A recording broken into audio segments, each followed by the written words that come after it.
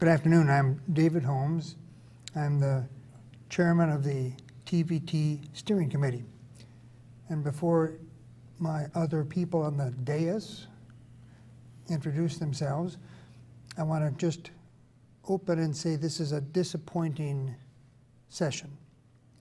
You might say, well, why is that disappointing? It's disappointing by virtue of the fact that we are limited to only 15 minutes.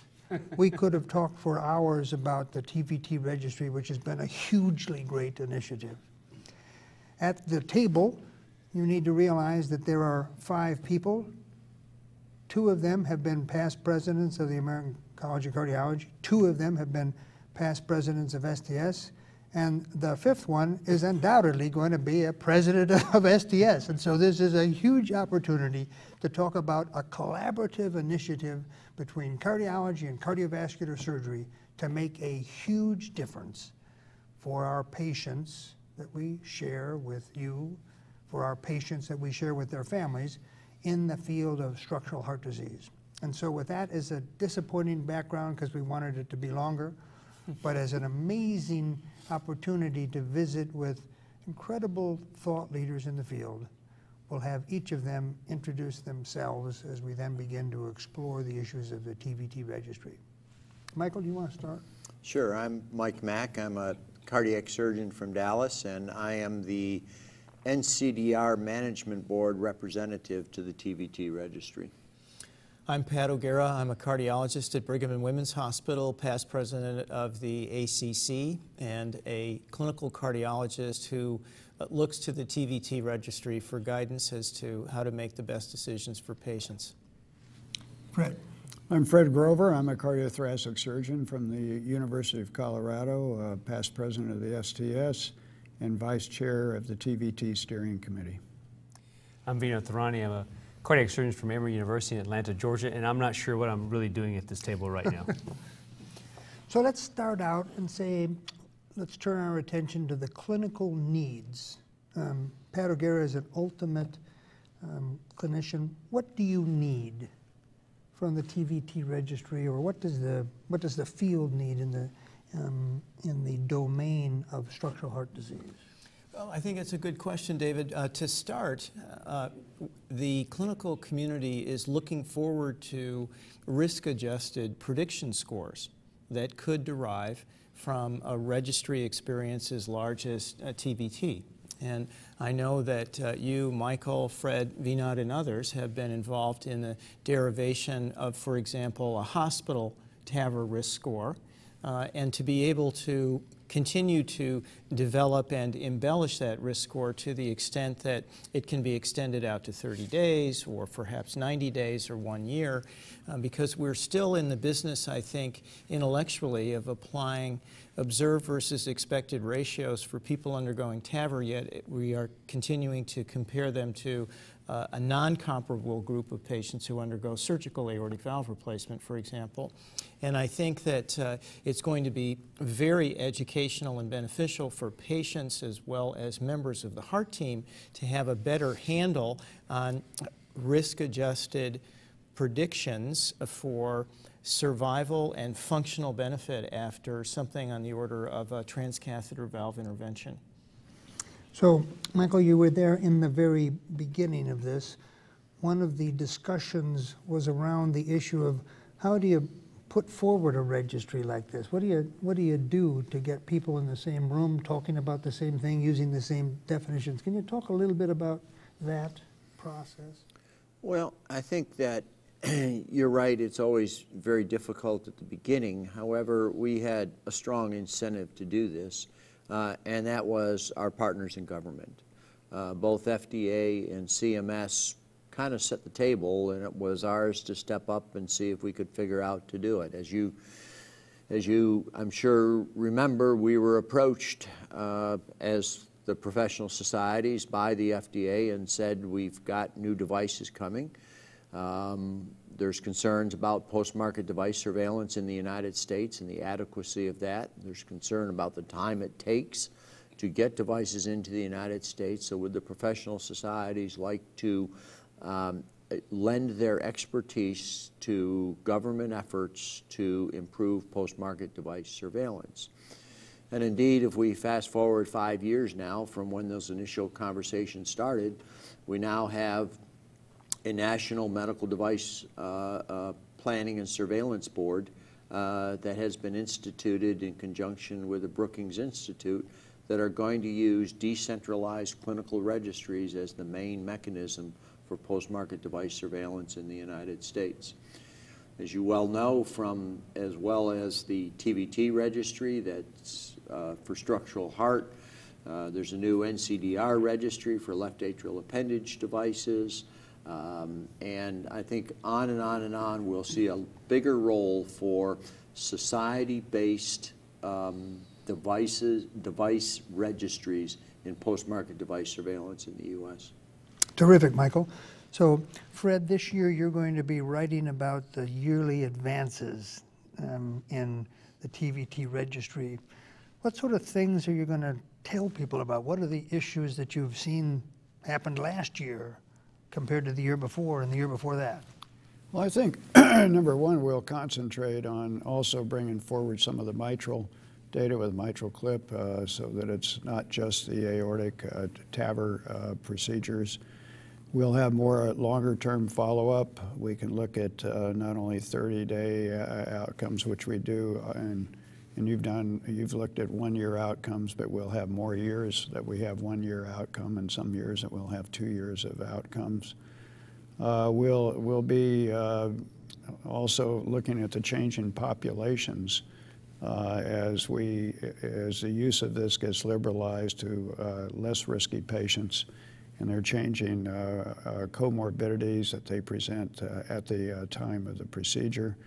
I think we'll try to, we still will try to improve some of the data completion on the patient-reported outcomes, because we want to know patient satisfaction, their quality of life, their frailty, those kinds of things. We'll keep tweaking the database and look for ways to improve it, and perhaps shrink some of the variables that aren't too important and make it easier for our colleagues that are entering the data to do that. I think one of the really important things and we're getting enough patients in the TAVR group, is start looking at how different subgroups, risks of subgroups of patients do and what their outcomes are, to who benefits the most by this, where it's a pretty straightforward decision, who is really at high risk, where you have to think hard and have serious conversations with the patient and the family about what the right thing to do is, and then, of course, the usual majority are there somewhere in between. So there are a lot of things we can do. So you mentioned... We're also moving into the audit process. Okay, you mentioned now that we have enough numbers. Give us a sense of how many numbers are there? How many centers are there? Well, there are like 400 centers for TAVR, and there are 23,000 patients in this last year with TAVR, or 23,000 cumulative patients with TAVR. I mean, that's adequate patients at this point to get risk-adjusted outcomes, to develop the risk models, as Pat referred to a few minutes ago.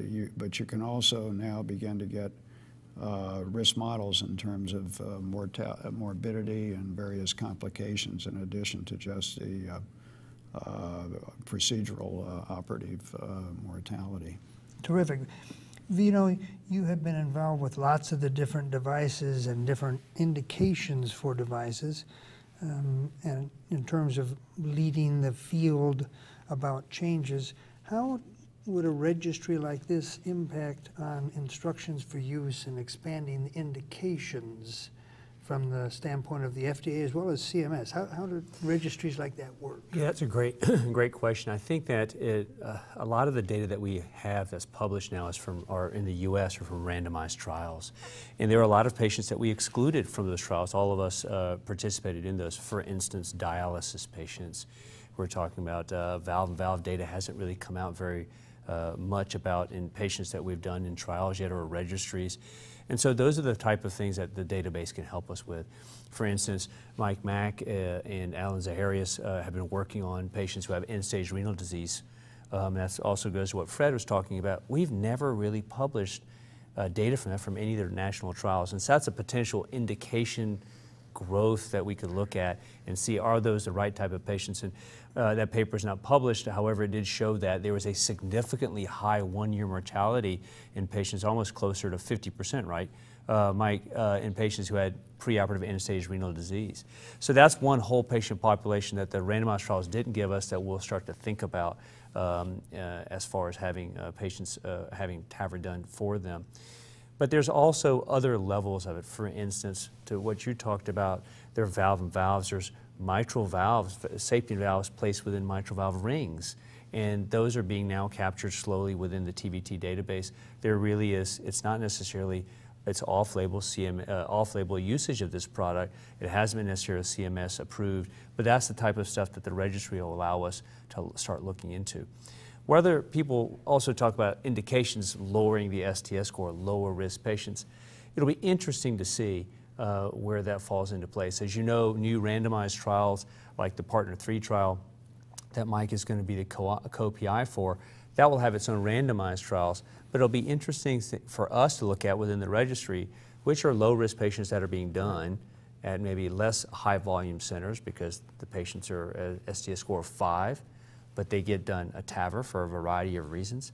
I think we need to start investigating with the registry. Why are we seeing this lower STS score? Is it because of liver failure that's not captured, or is it because of frailty? So we have a lot of power within the TVT database, and we're looking forward to publishing on this and letting our constituents, ACC and STS members, really hear about this. So I might then turn our attention then to the CTSN network that both Michael and Pat have been involved with, which has really been a huge network for implementing, carrying out, analyzing randomized clinical trials. Can a registry such as TVT, should it be in that space of carrying out randomized clinical trials, not only to act as a registry, but to act as a place to bring forth, study, and implement randomized clinical trials? Pat and Michael, can you comment on that because of your experience with both of those?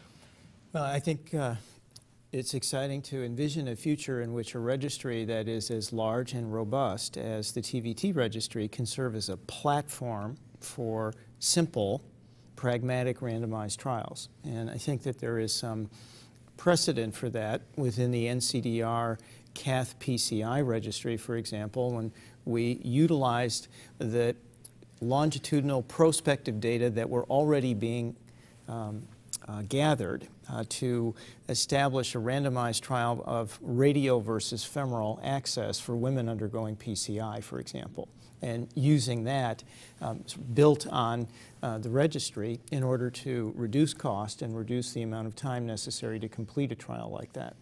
So one could think of other questions within the field of transcatheter valve therapies that could utilize the data already being captured, then ask a simple question on top of that. Michael and I have been involved with George Dangus and others in trying to establish an NIH-funded trial looking at antithrombotic therapy, which is a very hot topic following transcatheter aortic valve replacement. And that would be a very nice example of utilization of the registry as a platform for randomized trials. Michael, can you expand upon that? That's the Chloe? That's correct. That's the Chloe trial. And I think that there have been a few examples, as Pat's alluded to, about doing randomized trials in a registry-based format to decrease the overwhelming expense associated with them and to increase the rapidity of enrollment. But it's difficult to gain traction doing that. I think this presents a huge opportunity to be able to do a pragmatic trial with a simple, straightforward question to be asked that's easily answered nothing's going to be easy, but as easily answered as you can in a registry format. And if we're able to be successful with that, first of all, if we're able to be successful, get NIH funding for it, but then if we're able to execute on that, I think that opens up a whole brand new arena of clinical trial enterprise. So, Fred, looking forward, over the next several years? What is it going to take to maintain and expand the presence of a registry like this? What do you need? Well, first of all, we need to continue to demonstrate that we're doing it successfully, that we have good data that's meaningful, and it's meaningful to our colleagues that are using these devices in their hospitals and patients, and that the FDA and CMS find relevant. And again, to me, one of the major, really interesting and exciting parts of this is that I think Mike referred to it earlier, but we're a different layer of post-market surveillance, and we're occupying a space that traditionally has been occupied by industry and FDA, and now we're adding the users of the devices as participating too in collecting this data. So I think we have to perform that job well, but I think, again, if we can continue to make funds available and for our colleagues out in the field to use this for research, to again drill down and learn things about subgroups of patients, whatever their various ideas are going through our process for that type of funding. And as these devices, this is a rapid expansion in technology, right, going before our eyes right now, and I think there'll be more devices as the valves and the various parts, various valve anatomic areas of the heart come forward. We'll be ready to work with those as well. So, Vinod, given the fact that other than me, you're the youngest person at the table, and you have the greatest, longest opportunity going forward to change practice, what will you need out of the TVT registry going forward to make this relevant in this exciting field? What do you and your colleagues need? This is a very exciting time to be an interventional cardiologist, a clinical cardiologist, and a cardiac surgeon. It really is. We're redefining what's going to happen in the next 10 to 15 years in our specialty, specifically how we're going to treat patients. What I think the best that our colleagues, my colleagues, and others are looking for is exactly what we're doing here. We have cardiologists and surgeons on the table. We're critically analyzing data, and we're finding out what's the best thing for the patient. And if we report that data in a very clean manner as we are, and even I think the next step is going to be able to combine STS databases and TVT databases to really start looking at patient populations that are important. I think we're going to be able to say this patient population should have potentially a surgical valve, bicuspid patient, other patients that we think are having good results with surgical valves. But now we need to change our mind in our frame of what we think about and say this patient is better with a transcatheter valve. So the TVT database is a unique opportunity to bring two specialties together for the betterment of the patient. I think that's absolutely mind-boggling to me. So as we think about then the TVT registry, we need to remember that it includes many stakeholders. That's a really crucial part of it. The stakeholders are the professional societies, that is true. They're fundamentally important. The patients are even more fundamentally important. The payers are incredibly important. Industry is incredibly important. The public, it's a broader thing than just patients. The public is fundamentally important. The regulatory agencies, as we've talked about, are central to this. So there are multiple stakeholders.